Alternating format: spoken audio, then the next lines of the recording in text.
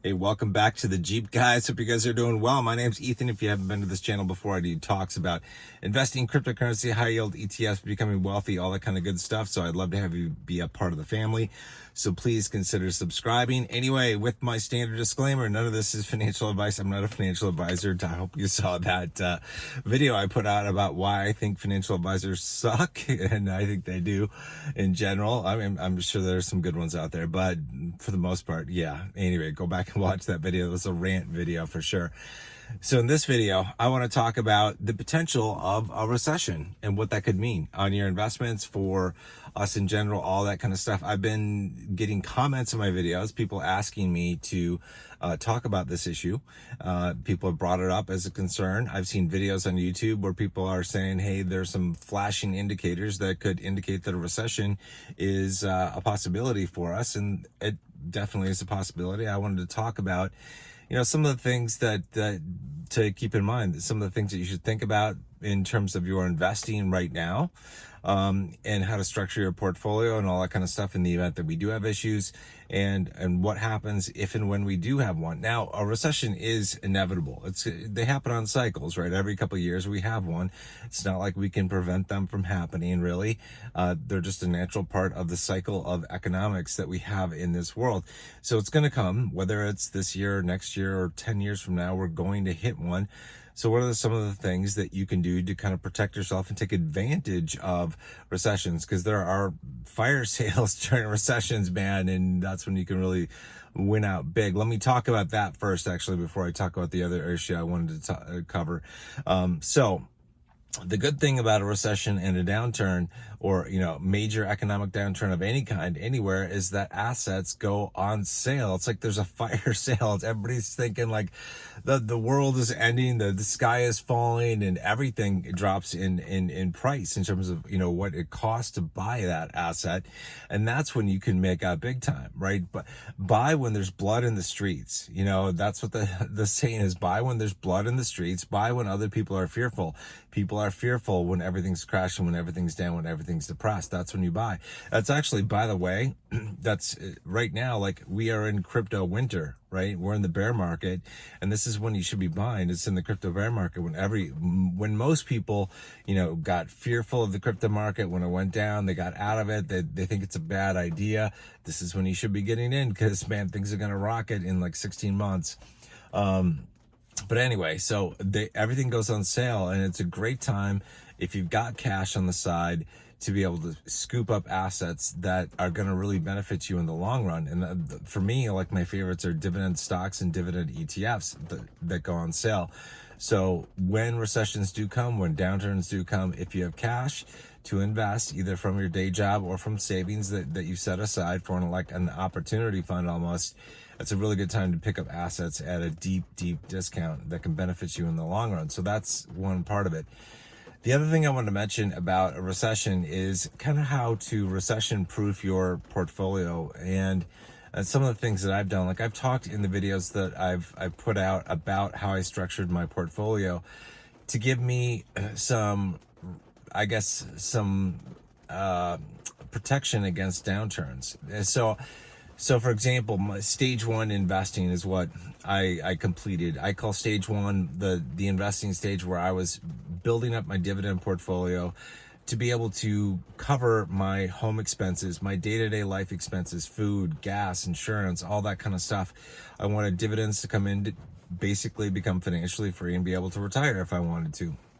So I reached that stage, I accomplished that goal. But I knew that when I was designing that portfolio and when I was hitting that goal, that I didn't just want to cover the exact expenses that I had.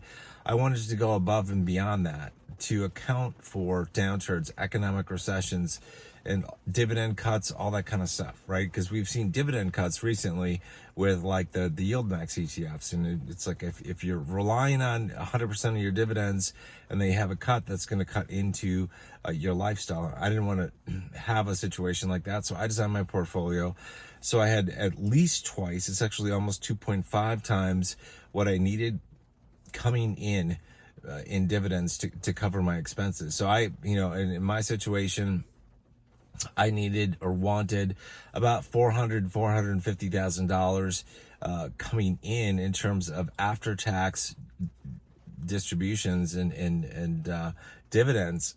And in order to accomplish that, I wanted to really get to a point where I had after tax about $1 million a year in dividends. So I only needed about 450, but I got it up to a point where it was bringing in $1 million a year in dividends after taxes. So that's the goal that I needed. By the way, that almost took me, after taxes, $1 million in dividends. I had to get it up to build it up to a place where it was bringing in $1.9 million because I'm in the highest tax bracket and a ton of taxes go out. But anyway, different story.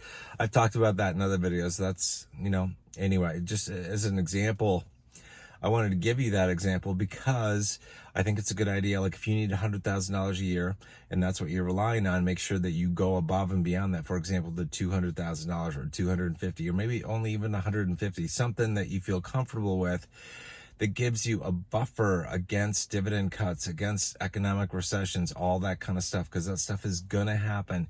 Dividend cuts can happen even when we don't have a big economic recession, and you want to be able to protect yourself against that.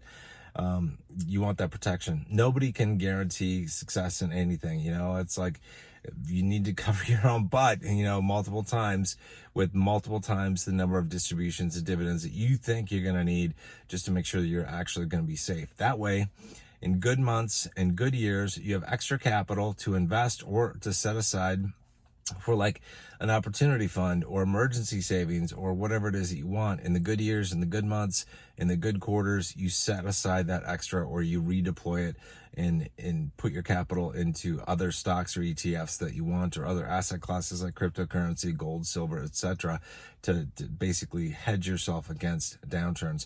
That way, when the bad times come, and they're going to come in your lifetime, trust me, multiple times, you're set, you're good, you're okay, and you want to protect yourself against that. So anyway, just some things to think about. I don't, in terms of whether we are heading to a recession, I don't know, maybe not. It all depends on a lot of different factors. The economy is pretty complex. And there's signals that there are problems, but you know what?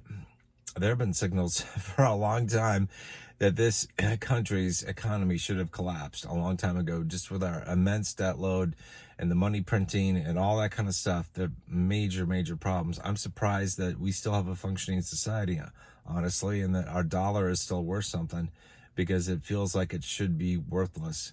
It's worth less than it was. It's not worthless yet, but definitely worth less than it was before. So I don't know if a recession is coming or not. I just look at it as like, okay, well, everything's going on sale. The value of the stocks and the ETFs that I own might drop in value, and I wouldn't like that. I'm sure you wouldn't either.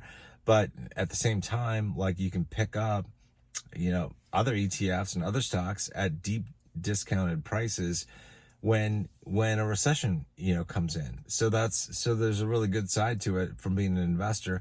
If you're prepared, like if you have cash on the side that you've set aside for an opportunity fund, or you just take money from your monthly or weekly or bi-weekly paycheck and you've got some extra that you can stick into assets, that's when you can really make out big. So my advice to you is don't be too worried about a recession. I kind of look forward to a recession because there's some good sides to a recession too. Like, you can pick up really good deals, but yeah, it's like none of us knows the future, and none of us can fully prepare against anything and everything that could come our way. You just got to do the best you can to set up a moat around your investments, I guess. Set up the castle walls around your investment to protect yourself as best as possible. You want to protect what you've built. You've worked hard for your money. You paid a lot of taxes on your money. You want to protect it to the best of your ability, but you also want to scoop up the good deals when they're out there. So you always have to look at the bright side of a recession or downturn, economically speaking. So just keep that in mind too. All right, that's it for this video. You guys take care. And if you're not a subscriber, I'd love to have you join the family. My name's Ethan, and I talk about investing, cryptocurrency, staying wealthy, all that kind of stuff. We'll see you guys around in the next video. Until then, take care. God bless. Godspeed.